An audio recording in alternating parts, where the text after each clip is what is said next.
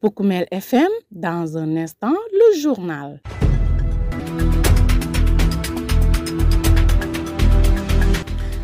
Vous êtes à l'écoute de Poukoumel FM, la 106.0, votre radio au service des communautés. C'est l'heure de vous informer. Au sommaire de cette principale édition d'information, Gamou 2025, Goudomp, chef-lieu de département, a célébré 49 ans de spiritualité et de rassemblement. Mémoire et espoir, les populations de Bindaba Mankagne ont commémoré le premier anniversaire du retour dans leur village natal. Grogne sociale dans les mairies, les agents municipaux de Sédhiou réclament leur salaire. Le résumé de l'actualité des sports va compléter ce journal. Le journal avec Younous Baro. Devant ce micro pour la présentation, l'audio Ousseinou Kamara, Abdou Djedjou et du côté de la technique. Mesdames, Messieurs, soyez les bienvenus. Un an après avoir regagné leur terre abandonnée sous la menace des armes, les habitants de Bindaba Mankagne, un village situé à 1 km de Bakondi vers la frontière avec la Guinée-Bissau, ont commémoré leur retour avec émotion et dignité. Entre souvenirs douloureux, reconstruction et espoir retrouvé, ce moment symbolique marque une étape cruciale dans la résilience d'une communauté longtemps déracinée. Zosanka, chef de village de Bindaba Mankagne, que voici sur l'objectif de ce premier anniversaire du retour dans leur village natal. En 1992, au mois de décembre, pendant les vacances de Noël, une nuit au moment où les jeunes dansaient, un groupe bien armé faisait irruption dans le village aux environs de minuit. Ils ont exigé de leur montrer le troupeau qui est dans le village. C'est ainsi qu'ils ont envoyé tout le village, faisant des dégâts matériels, chèvres, moutons, vélos emportés. Le lendemain matin, des vagues de départ du village sont enregistrées. Étant installés à Bakondi, la population faisait des vas-et-vient pour des travaux champêtres. Un an après, il a fini d'amorcer le premier retour. Ce premier déguerpissement nous a permis de bénéficier d'un cantonnement militaire abrité par l'ancien site de notre école élémentaire. Grâce à la présence des militaires que je vous remercie vivement au passage, nous avons pu rester ici jusqu'en juin 1998, où encore une deuxième fois des hommes armés ont fait une attaque occasionnant une perte de vie humaine qui a complètement déblessé la population, occasionnant un deuxième départ de la population pour de très longues années. Chères autorités, auguste assemblée, c'est pour dire que cette période sombre n'avait laissé entrevoir aucun rêve d'un retour éventuel. Toutes ces années de conflit a engrainé l'économie de la zone et installé la population dans une situation vulnérable et de précarité extrême. Si aujourd'hui, grâce à Dieu et par l'engagement sans faille de l'État, la Casamance est en pleine reconstruction, il va de notre conscience éclairée de retrouver une tribune spéciale comme celle-ci pour magnifier notre gratitude à l'endroit de l'État du Sénégal et de ses partenaires pour le retour effectif de la paix en Casamance et sa reconstruction. Monsieur le sous-préfet, monsieur l'honorable député, monsieur les maires, je voudrais à mon nom, au nom de la population du Bindaba et au nom de tous les chefs de village qui ont amorcé le retour, dire à l'État un grand merci. Chers partenaires de l'État, Center for Life, Handicap International, Dynamique de Paix en Casamance, Afrique en Jeu et tout autre, nous voudrions vous décerner une mention spéciale pour votre appui responsable et remarqué dans le processus de retour. Soyez-en remerciés, que le Tout-Puissant guide vos pas dans votre noble mission de bienfaisance. Chères autorités, l'État a beaucoup fait pour nous. Néanmoins, nous avons encore quelques difficultés, notamment le problème d'eau. Pour nous qui avons bénéficié des puits, car ces puits tarissent en ce moment. Alors, nous voudrions un appui en mini-forage, mais également le courant électrique qui est un instant de qualité pour le retour. Chère population, les 3 Bindaba et des autres villages, nous avons initié cet anniversaire pour inciter les gens à une prise de conscience à l'intérêt du retour de nos villages. L'État a joué pleinement sa partition, alors il y va de notre détermination à rendre efficace cette noble politique de retour des villages. Comme l'a dit l'adage mandingue, quand on te lave le dos, il faut avoir la volonté de te laver le ventre. À l'instant, Jo Sanka, chef de village de Bindaba Mankagne, qui célébrait le premier anniversaire de son retour, une cérémonie qui a noté la présence de nombreuses autorités, dont le deuxième adjoint au maire de Djibanar, Bourama Soutio Sadio, a salué le travail de l'ensemble des parties prenantes qui a contribué donc à la facilitation de ce retour.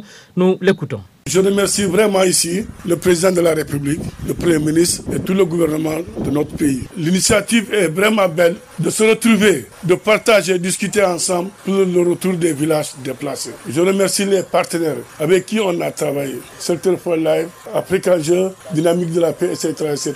On a travaillé ensemble avec le sous-préfet de Djibanar.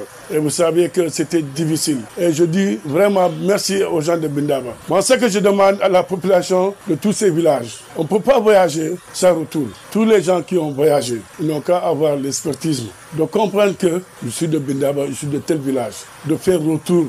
Donc vraiment ce retour-là, on espère l'avoir avec l'accompagnement de l'État. Le député est là, vraiment qui rend compte à l'État que nous sommes là pour vraiment saluer notre retour. Parce qu'aujourd'hui, on a nos terres. Nous avons nos terres qu'on a besoin de travailler. Et on remercie le président qui a donné l'initiative de prendre 10 000 hectares pour la commune de Djibanar et de Kaour. Aujourd'hui, si l'État fait des actes pareils, il faut l'accompagner. Donc je remercie Albert parce que chaque fois il me dit viens, on va à Bindaba. Et je viens avec lui et on fait tout, on partage. L'adjoint au sous-préfet de Djibanar également a exprimé sa gratitude envers tous les partenaires institutionnels, les organisations humanitaires, les forces de sécurité et les autorités locales ainsi que centrales qui ont œuvré sans relâche pour rendre possible ce retour. Alain Diouf a saisi l'occasion pour annoncer l'octroi dans ces jours-ci de kits de construction à 72 ménages et les poses de pierre des écoles de Bindaba et de Bantankuntu dans le cadre du plan Diomaye pour la Casamance. Je vous propose de l'écouter. C'est avec une profonde émotion et une grande fierté que je prends la parole à l'occasion de cette cérémonie commémorative de retour au village des populations de Bindaba. Il y a 25 ans, jour pour jour, précisément en 1998, que les circonstances que nous tous connaissons vous ont contraint à quitter vos terres, vos maisons, votre histoire. Ce fut un moment douloureux, un arrachement qui a marqué vos cœurs et vos mémoires. Mais jamais même dans l'épreuve, vous n'avez perdu l'espoir de revenir, de reconstruire, de redonner vie à ce lieu qui vous a vu naître, grandir et devenir. Aujourd'hui, vous célébrez non seulement ce retour, mais aussi la résilience, le courage et la solidarité de toute une communauté. Vous honorez la mémoire de ceux qui ont lutté pour que ce jour arrive, parfois au prix de grands sacrifices. Je voudrais à cette occasion exprimer au nom de toutes les autorités, à son Excellence le Président de la République, M. Bassirou Diomaye Diakhar Faye, le Premier ministre Ousmane Sonko, le ministre de l'Intérieur, M. le gouverneur de la région de Sédhiou, le préfet du département de Goudomp, toute ma gratitude à toutes les autorités, aux partenaires comme Shelter for Life et à toutes les bonnes volontés qui ont cru en votre cause et qui vous ont soutenu. Grâce à eux, grâce à nous tous, ce village renaît plus fort, plus uni, plus tourné vers l'avenir. Il faut aussi se féliciter du fait que cette célébration coïncide avec le lancement du plan Diomaye pour la Casamance, qui ambitionne d'accompagner les populations déplacées pour un bon retour au bercail. Il faut noter à ce jour que plus de 300 familles, monsieur l'honorable député, ont déjà bénéficié d'un appui de l'État à hauteur de 150 000 francs par personne. Au-delà de ça, dans les prochains jours, nous assisterons donc à la remise de kits de construction pour 92 bénéficiaires. À cela s'ajoute la pose de la première pierre de l'école de Bindaba et de Bantankuntu pour le 15 mai de ce mois. Pour dire tous les efforts que l'État est en train de faire, sans compter les nombreuses opportunités qui vont s'offrir, que ce soit pour les jeunes et pour les femmes, dont les constructions de pistes, dont tout simplement le renforcement du dispositif sécuritaire, mais aussi donc l'implantation de structures sanitaires. Je voudrais, avant de terminer, décerner une mention spéciale aux forces de défense et de sécurité, qui de jour comme de nuit veillent tout simplement donc à la sécurité des personnes et de leurs biens. Je voudrais vraiment saisir cette occasion pour leur exprimer toute notre gratitude, mais la reconnaissance de toute la nation dans sa totalité. Que cette célébration soit un moment de mémoire, mais aussi d'engagement. Que chacun à sa mémoire continue de bâtir un avenir à la hauteur de vos espérances. Je voudrais, avant de terminer, remercier l'honorable député et lui demander en tout cas d'être notre interprète comme il l'a toujours été, pour que tout simplement donc l'ensemble des villages déplacés puissent dans les prochaines années voir tout simplement leur village devenir comme ils l'ont toujours été, donc des lieux de développement. Vous écoutez les informations sur Oukoumel FM, la 106.0. Vous écoutez les informations sur Oukoumel FM, la 106.0. Au mot de religion, à présent placé sous le signe de la foi, du recueillement et de l'unité,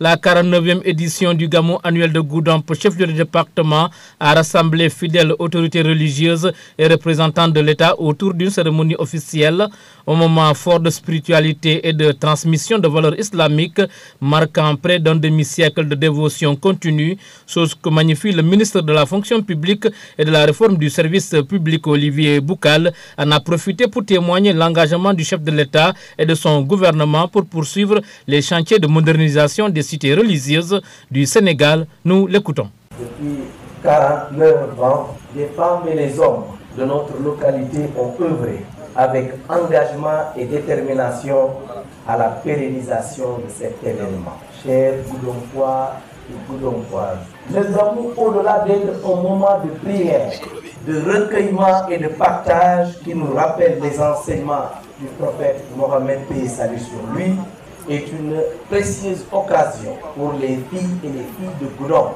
de se retrouver et de célébrer l'union des cœurs et des esprits dans le respect de la diversité religieuse et politique sans distinction d'obéissance. C'est pourquoi, au-delà de sa symbolique, nous devons nous rassembler autour de cet essentiel et nous inspirer du Gamou pour bâtir ensemble une ville dynamique, attractive et rayonnante sur tous ses aspects.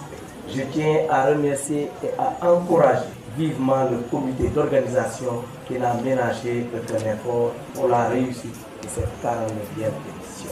Mesdames, Messieurs, permettez-moi de remercier l'Association pour le développement de Goudomp, l'ADG, l'Association des Goudompois en Bourg, Goudomp Kibaro International, l'Association des Anciennes Gloires, les Anciens de France et tous les Goudompois qui, depuis plus d'un mois, se sont mobilisés physiquement et financièrement pour faire de ce Gamou un événement religieux spécial et économiquement bénéfique à la ville de Goudomp. Cette solidarité goudompoise est non seulement à magnifier, mais à signifier à la postérité. À ce titre, j'invite nos chefs religieux à continuer à prêcher pour la paix et la cohésion sociale, afin que les filles et les fils de Goudomp se retrouvent et construisent ensemble le Goudomp de leur rêve. Aujourd'hui, au regard des enjeux de développement, nos Goudompois, qu'ils soient menuisiers, maçons, ingénieurs, professeurs ou ouvriers, l'heure est à l'union et à la concorde. Acceptons-nous les uns les autres dans nos différences, car c'est le fondement d'un développement durable.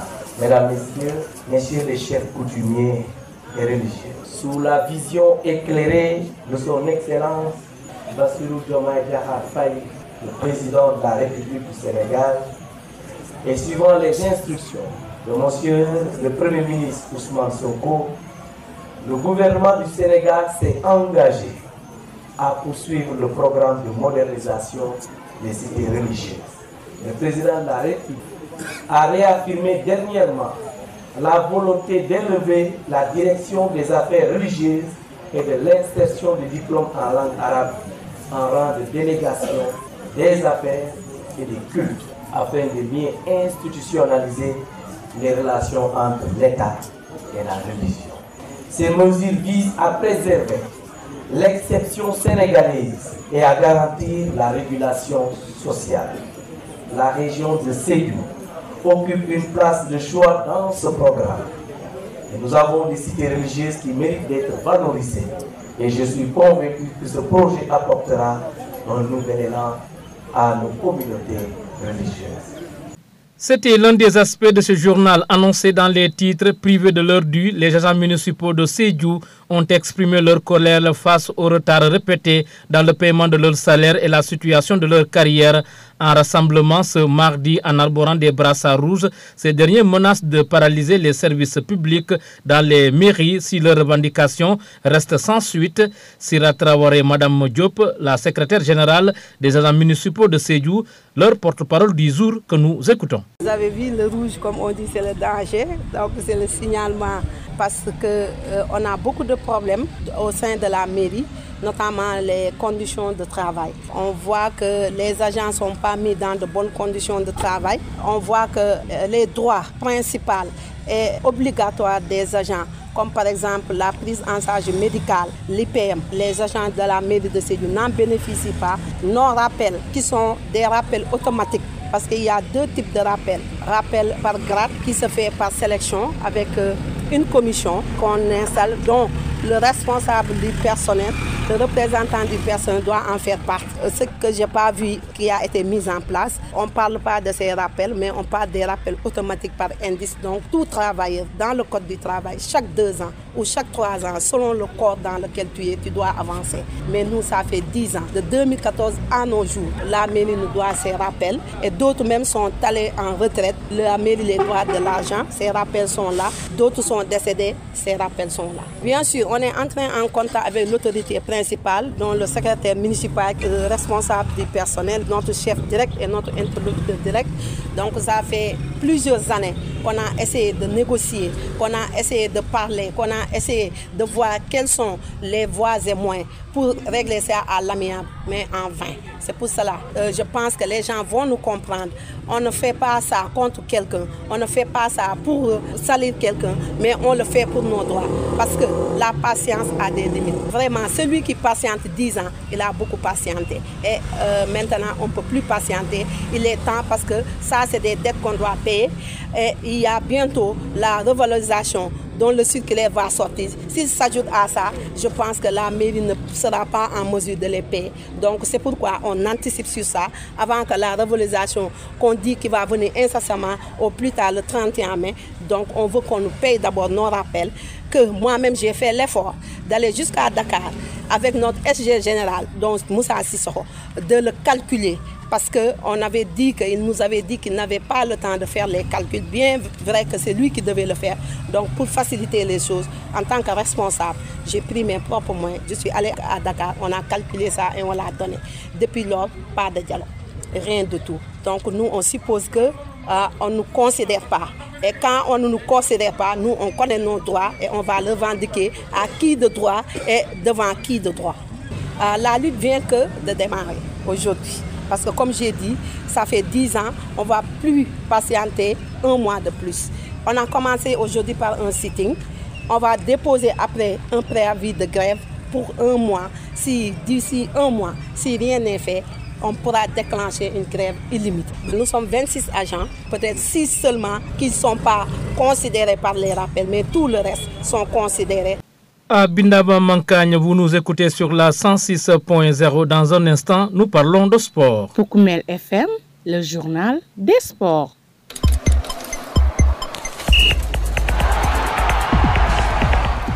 En sport, à l'issue des quarts de finale de la CAN U20 joué lundi 12 mai, 4 sélections ont décroché leur ticket pour la Coupe du monde U20 de la FIFA prévue en 2025 au Chili. Dans le choc le plus attendu de ces quarts de finale, le Nigeria a mis fin au parcours du Sénégal, champion en titre. De son côté, le Maroc a dû batailler jusqu'au bout de la prolongation pour venir à bout de la Sierra Leone. Les Lionceaux de l'Atlas ont finalement été récompensés à la 115e minute sur un but contre son camp du défenseur sierra-léonais Amara Keita. La surprise de cette phase reste la folle remontée de l'Égypte face au Ghana, rapidement menée 2-0. Les jeunes pharaons ont trouvé leurs ressources mentales pour revenir dans le match.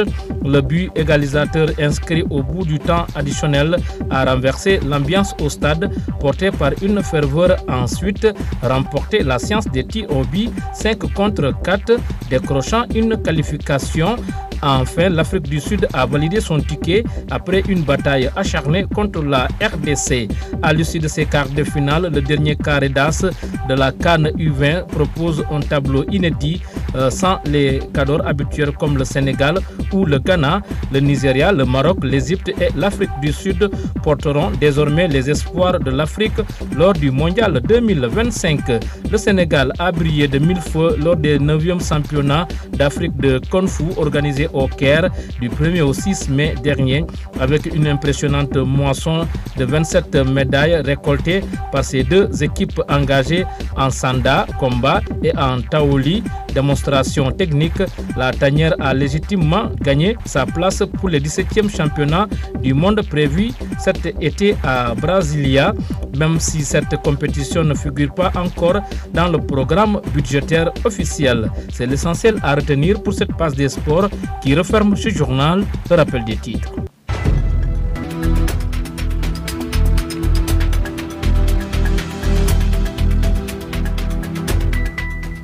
Gamou 2025, Goudomp, chef-lieu du département, a célébré 49 ans de spiritualité et de rassemblement. Vous avez suivi les détails.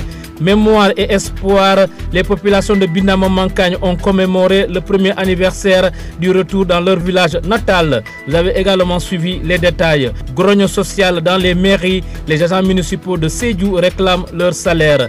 Également dans ce journal, le résumé de l'actualité des sports. Merci au duo Ousseynou Kamara Abdou Djedjou qui était aux opérations techniques. À la présentation, c'était Younous Baro. Mesdames, Messieurs, toutes nos excuses pour la non-disponibilité de la version mandingue. La rédaction de Poukoumel vous donne rendez-vous demain à pareil moment. Au revoir.